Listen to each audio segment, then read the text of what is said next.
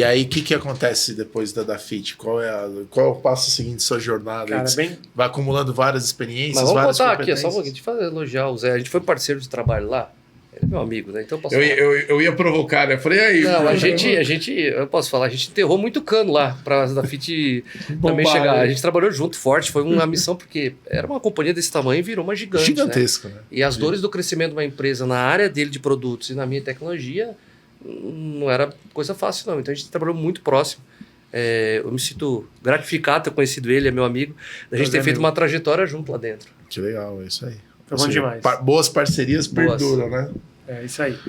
Mas, enfim, eu acho que tendo passado uns 2 anos e meio na Dafit, começou a vir aquele bichinho de novo de empreender, sabe? Conformismo, empreender. Conformismo no final do dia, assim, eu gostava muito, mas eu olho muito para o reward a médio e longo prazo. Assim, eu estou investindo meu tempo para ganhar salário, não sou movido só a dinheiro. Claro que teve um momento na vida onde foi importante para me recuperar, consegui me recuperar financeiramente, e eu queria e quero, hoje continuo a pensar assim, eu quero investir o meu tempo em algo que traga um retorno a médio e longo prazo. Tá? E o bichinho de empreender voltou. Já tinha começado nessa época a investir em algumas pequenas startups, ou seja, porque queria me aproximar novamente do mercado, comecei a mentorar alguns empreendedores, a colocar alguma grana, descobri que não sou bom investidor em startups, perdi alguma grana nesse meio termo. Cara, e decidi, vou apostar em mim novamente. Naquela época, ainda dentro da Dafit, comecei a conversar com algumas pessoas do mercado, amigos, e conheci aquele que hoje é meu sócio, né, o Rui, e estávamos em momentos parecidos. Queríamos fazer uma coisa diferente. Ele é médico. Que ano que é isso, mais ou menos? 2016, final de 2015, início de 2016. Maravilha. Aí saiu praticamente junto, né? E basicamente, conversando com ele é médico, estava no Brasil, tinha acabado de fazer acho que era um MBA na FGV, e queria empreender. E estávamos olhando o mercado, telemedicina ainda não estava regulado, e ele tinha uma situação muito particular própria, que a mãe dele tinha um problema de saúde mental, e ele estava indignado, que como é que eu, como médico, não consegui identificar a tempo e ajudar a minha própria mãe, sendo médico. Olha o propósito, aí pegou. Transcende o... né? E essa foi a coisa, cara. Eu era meio agnóstico, confesso, até talvez um pouco preconceituoso na época, tá? Para mim, há pouco estávamos conversando, né? Talvez fosse mais uma oportunidade de negócio, porque uma coisa que eu sempre aprendi e não consegui fazer na minha antiga empresa, que é nichar. A importância de nichar, você ser bom numa coisa muito específica, sabe? Telemedicina é muito grande. Sim. Psicologia, apesar de ser muito grande também, é uma coisa muito específica. E me pareceu uma boa oportunidade na época. Então ele tinha muito mais o skill de... como é que eu posso dizer? Clínico, de olhar para o mercado, e tempo, porque eu ainda estava na Dafit. Então eu só saí da Dafit em setembro de 2017. Então eu comecei muito mais part-time como investidor, aportando grana no projeto e ajudando no final de semana, algumas noites. E confesso, eu era cético. Eu achava que era um produto para maluco, para pessoas com problemas e não para todo mundo. Nessa época, nos Estados Unidos, já tinha alguma coisa de telemedicina? Ou vocês chegaram a fazer uma pesquisa? Opa, quase caí aqui para trás. Aqui. Como que você estudava o mercado? Vocês fizeram uma pesquisa? Ou você falou, não, vamos nessa? Como foi essa decisão para você ir ficando mais tranquilo aí na sua estratégia? Sim. Na verdade, até começou... Eu esqueci de contar esse detalhe, mas nessa conversa com vários amigos, uma das coisas que a gente identificou, ou não que identificou, a gente conversou com alguns venture capital na época, aqui no Brasil. E foram eles que trouxeram algumas dessas teses para a gente. Assim, cara, tem essa empresa lá fora que tá dando certo. O que vocês acham de fazer isso? E esse tema foi um deles? Era telemedicina. Sim. Inclusive, quando a gente começou a falar do tema, a provocação foi, um dos fundos foi, a gente vai fazer aqui uma due diligence técnica do ponto de vista regulamentar. Regulamentar. Regulamentar. Ou regulatório. Regulatório. As duas servem para a mesma... Isso. E vocês desenvolvem um protótipo e a gente vai conversando. E basicamente, na diligência, foi concluído que telemedicina não é possível fazer no Brasil nesse momento. Isso em 2016. Sim. Tá?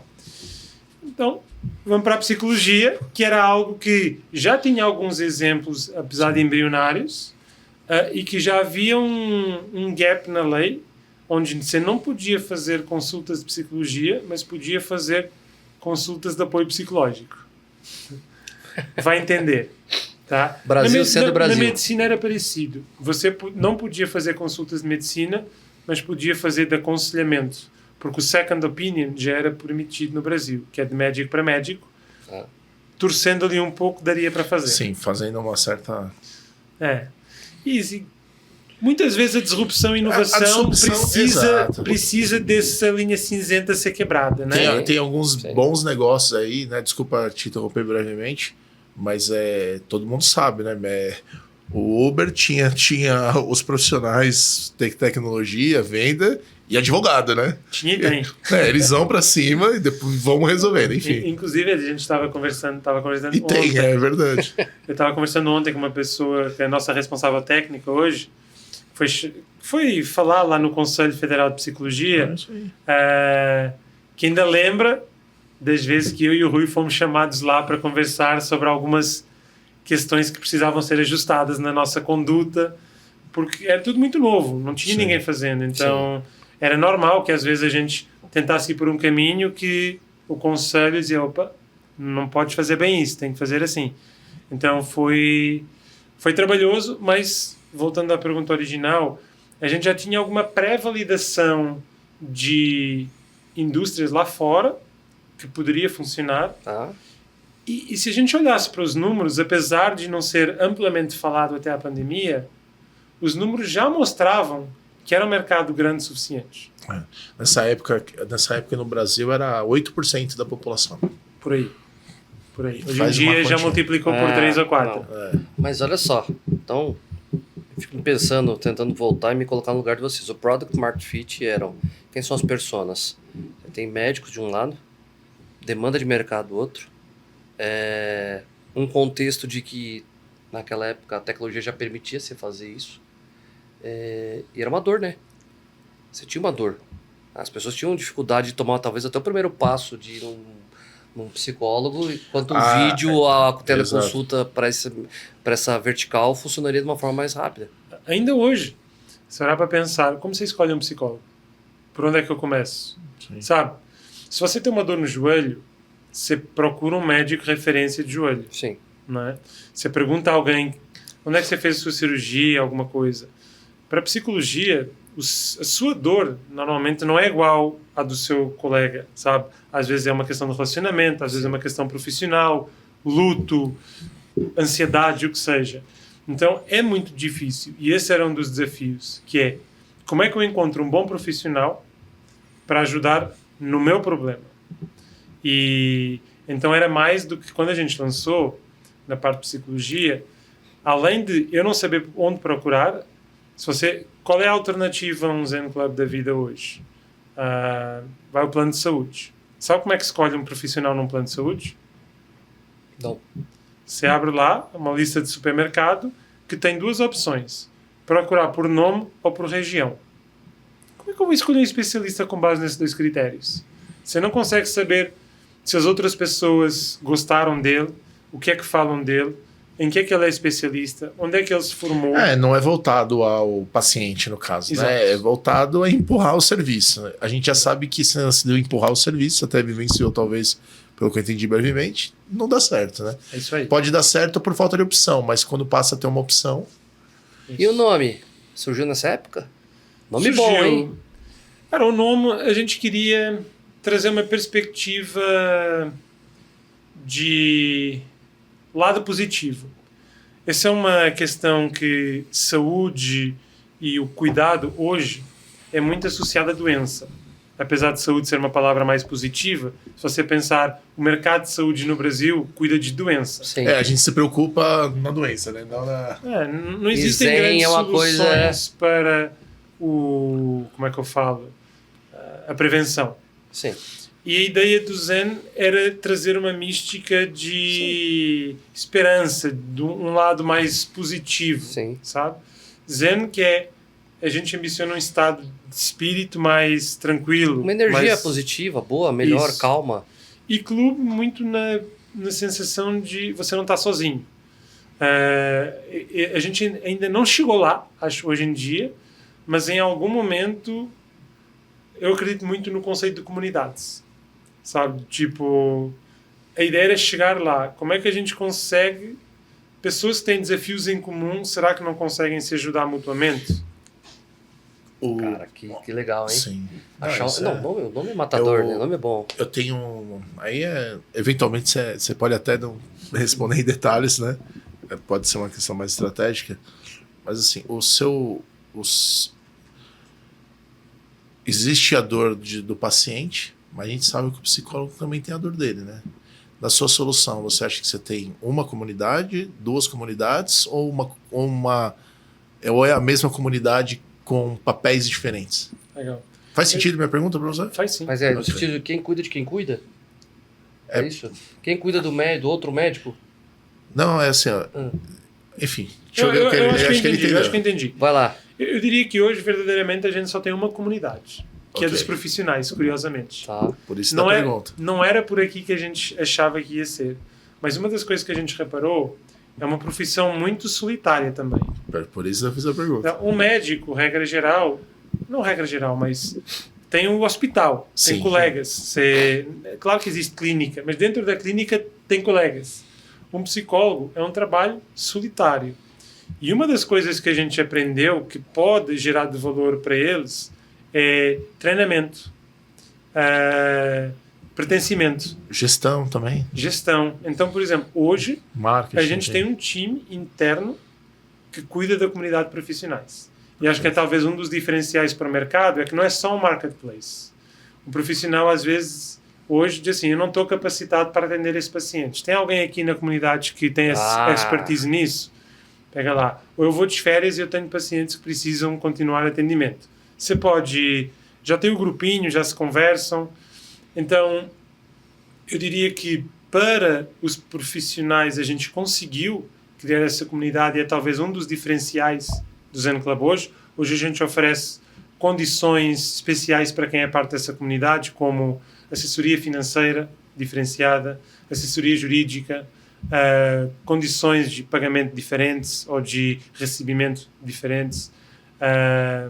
Então, acho que estamos fazendo um bom trabalho nesse sentido. Dizia startup enxuta, né? Saia da multidão e cria a sua comunidade, né? Acho que é nessa linha, né? É difícil para... Sabe, você acaba de se formar também, né? Por onde você começa? Exato. Como eu vou ter meu primeiro cliente? Barreira de entrada. Uma das coisas, inclusive, que a gente teve que desenvolver internamente foi, não sei se vocês sabem, mas um psicólogo para se formar normalmente tem que ter não é coach, tem que ter um outro psicólogo que cuida dele. que cuida dele. Então, a própria plataforma também serve para isso. Fecha esse canal. Exatamente. Então, a gente conseguiu criar eu acho que é uma esteira de desenvolvimento para os profissionais, sabe? O Zen Club não é para todo profissional. Eu acho que chega um determinado momento em que o profissional meio que se gradua e segue a sua vida pós-Zen Club. Mas existe uma fase da vida onde ele começa atendendo, talvez ganhando um pouco menos, consegue a sua primeira carteira de clientes e depois está preparado para crescer e seguir sua vida. No modelo tradicional que ele falou, você vai numa lista de supermercado procurar um psicólogo e ele é qualificado só pelo nome e o endereço e você não sabe exatamente. Eles resolveram uma dor, porque quando a pessoa sai de férias ou tem um problema pessoal, você não tem médico.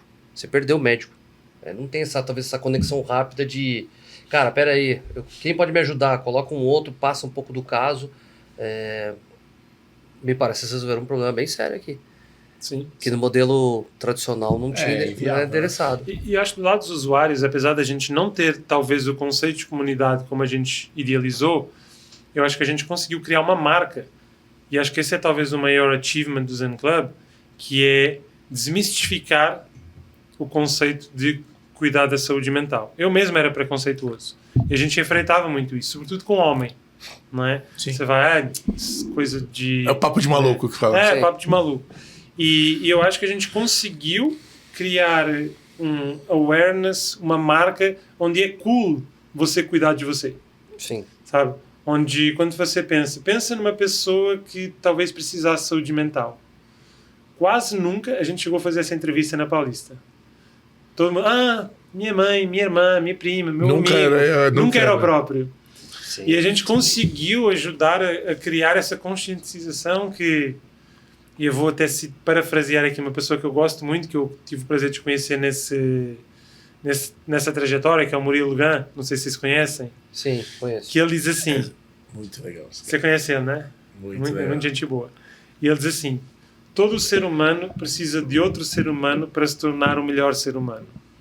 Não sei se foi ele que inventou ou não, mas eu ouvi da primeira vez dele. Muito Sim. legal. E isso ficou na minha cabeça que, cara, muito bom. Eu já mencionei ele aqui, eu fui num evento, aí, novamente, eu não sei a origem, né, se ele pega de alguém e encapa dentro daquela habilidade que ele tem e tal, mas a impressão que eu tive quando eu fui no evento é, enfim, se for autoral, né, todos aqueles pensamentos, aquelas sacadas dele, ele tá saindo de humorista para filósofo, cara, porque ele tem umas sacadas muito boas, assim, muito pro... Ele tá em uma pegada espiritual. Ele tem, muito legal. Tem agora o Fiquei Ferro bem- Flow, eu acho, que é o nome do projeto dele, cara. É muito bom. Bem legal. Bem legal. Vai para quem quiser conferir. Enfim, aí então nasce aí o Zen Club, tem a comunidade de profissionais em psicologia, toda essa rede que vocês conseguiram. E que, qual que é o tamanho dessa rede atualmente, né? Hoje a gente tem cerca de 1.500 profissionais, psicólogos. Entretanto, já tem também psiquiatria. Tá? Entrou uma nova disciplina já. Tem algumas evoluções aqui, não sei quanto vocês conhecem, mas Zen Club fez um M&A com Conexa início do ano passado. Foi Superficialmente eu sei. Conta pra gente aí, Conta que acho aí. que é importante. Ou seja, como empreendedor, você está dando a empresa dá um passo. O que é a Conexa? Conta um pouquinho Boa. pra gente. O que surgiu de oportunidade com essa Legal. parceria aí? Deixa eu dar um passo atrás antes de chegar aí. Então, acho que nessa jornada, uma das coisas que a gente entendeu é que saúde mental está muito relacionada com saúde integral. E tanto é que a gente começou a ter necessidade por parte dos nossos clientes. Então, hoje em dia, cliente a gente escuta direito, né? Com base no aprendizado. O que é o saúde integral? Só para... Saúde integral é saúde, de uma forma geral. Quando mas- você pensa, ok. é pensar como é que sei lá, às vezes não é prioridade para você cuidar da mente porque você tem um problema no joelho, ou você tem um problema dermatológico, ou quer que seja. Mas o Doença integral, crônica. Mas o integral tá entre o físico e o mental, não Exato. entra em outra... Exato. Ok. É nesse espectro, exatamente. Então, sei lá, muitas pessoas que têm diabetes acabam tendo como consequência desafios de saúde mental. Para eu resolver os problemas de saúde mental, eu tenho que atacar a causa raiz que às vezes está no diabetes Sim. ou outras doenças crônicas, tá? Ok. E a gente começou a também ter necessidades dos clientes de, não, eu preciso de evoluir. Às vezes, alguns tratamentos de saúde mental precisam sim de medicação. O psicólogo não está capacitado para prescrever. Então, a gente precisou ir para a psiquiatria. E nesse contexto, começámos a olhar o mercado começou a olhar para nós. Já vinhamos conversando com alguns players no mercado e surgiu essa oportunidade de a gente se juntar à Conexa. Para quem não sabe, a Conexa é uma plataforma de telemedicina, tá? Então fazia mais ou menos o que a gente fazia para a saúde mental, mas de uma forma mais holística. Eles também tinham saúde mental, mas talvez não seriam tão especialistas quanto o Zen Club nesse sentido. E a Conexa tem uma atuação nacional, global? Nacional. Inclusive, Conexa hoje se posiciona, além, talvez, eu me arrisco a falar, o maior player de telemedicina do Brasil, também como backbone de saúde digital do Brasil. Então, se você parar para pensar, quer dizer, talvez as pessoas não saibam, metade das operadoras do Brasil por trás tem Conexa. Então, hoje a gente faz mais de 500 mil consultas mês. Uau. As equipes de teleconsulta de várias operadoras são providas pela Conexa. Tem diversos modelos. Ou direto, ou white label, Exato. enfim. Tem operadoras que usam seu próprio corpo clínico, tem empresas ou operadoras que usam o corpo clínico da Conexa. Então, hoje a gente se posiciona como esse player orquestrador. Você quer uma solução só para atender saúde mental. Você diz, pode ser a plataforma, pode ser a plataforma do serviço. Exatamente. Ok, entendi. Ô Zé, uma pergunta agora. Porque 500 mil atendimentos por mês não é pouca coisa. Não é pouca coisa e... Eu ia fazer a piada e eu não, quando cancelar a gente. Quando você começou lá atrás... É louco atrás, pra caramba, entendeu? Entendeu? Pô, é assim. Quando começou lá atrás, óbvio, vocês viram que tá começando com muito poucas consultas. Mas teve um grande asteroide que nos acertou chamado pandemia. O quanto o regulatório... E é uma pergunta específica para mim, porque eu acho que a pandemia trouxe inúmeros problemas, enfim, tristezas, mas trouxe aprendizados e evoluções. O quanto a pandemia refinou, melhorou, contribuiu para um regulatório, para um negócio como o Zen Club. Porque você tinha um regulatório até 2019, 20 de uma maneira, e eu acho que em março de 2020, quando tivemos a pandemia, você se vira imerso num crescimento rápido, problemas, o quanto esse regulatório permitiu você olhar o teu negócio e expandir ele? Eu me arrisco a falar que a pandemia foi quase o nosso product market fit. No sentido em que a gente lutava para ter clientes e do nada a gente lutava para atender clientes. Uau. Então, e acho que a Conexa passou pelos mesmos desafios, tá? A gente deu um salto muito grande e, obviamente, a situação é infeliz da forma como aconteceu, mas eu acho que, além da necessidade que ficou mais emergente de apoio, também o afrouxamento das restrições ou a regulamentação ajudou para democratizar o acesso, porque até então a telemedicina ainda não era permitida de forma 100% como é hoje.